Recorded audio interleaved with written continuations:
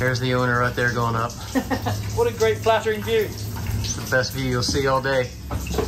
Day one of the refurb here in Covington, Tennessee, and we are up on the roof trying to tidy up because this place is a hot mess. It doesn't look too bad until you look in this corner where you can see all the fiberglass. And the fiberglass here has been blocking water. So we've got standing water on the roof. And then we've got some really bad Flex Seal joints here. So first job, tidying the roof. Also, I accidentally punched this power line. I can't advise doing that. That was bad.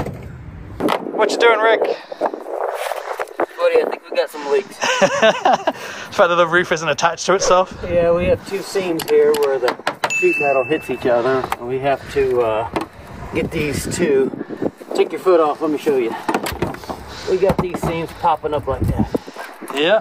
And we're going to take these old screws that are right by your foot. Yeah.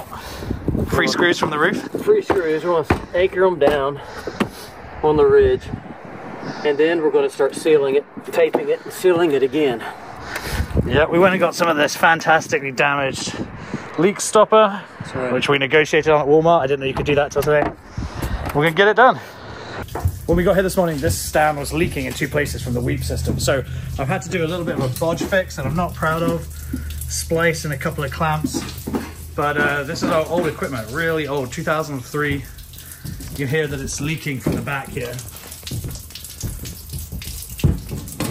Here we have the hot rinse, the wax, and the high pressure soap. It's not really diluting properly, and it's overflowing. So day one, day two fix, we'll get it done. Okay, so we drained the tanks, we fixed the floats, tightened them up a little bit so they ride a little bit higher, and now we actually have soaps. Before, I think we just had a whole container full of rainwater that the previous owner has been selling to people, which is not ideal. We have soaps here. This is the wax. The dilution's wrong on this right now, but we'll fix it over the next couple of days. Still want to drain the tanks and clean them all up because they're really messy, but for day one, we're doing all right. So now we're decluttering everything you can think in here. Probably going to go. Second option would be, does it fit something retroactively that we could use? We have no idea. We don't know what works, what doesn't work. We're creating several piles. One for sure to keep. Two, it's a maybe. Three, gone.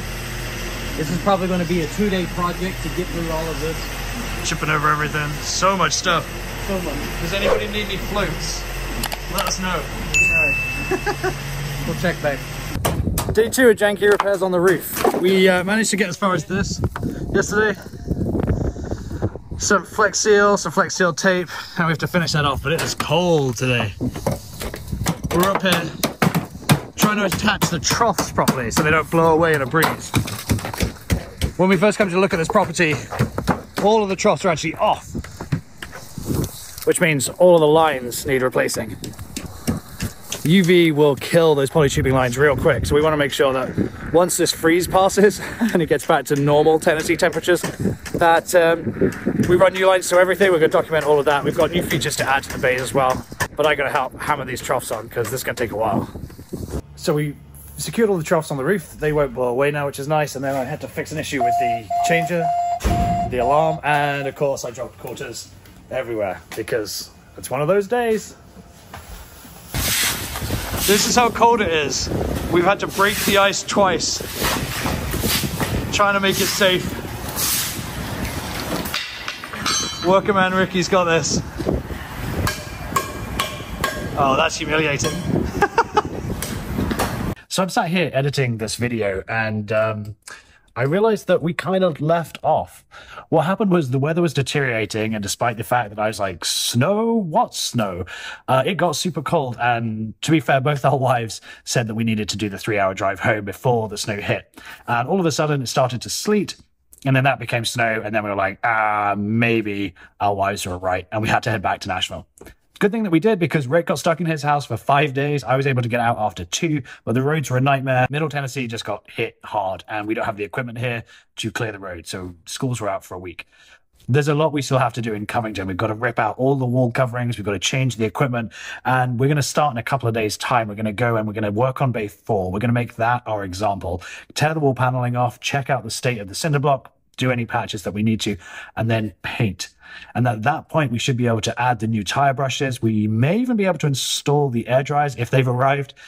And that's going to be our final product in bay 4, which is our end bay.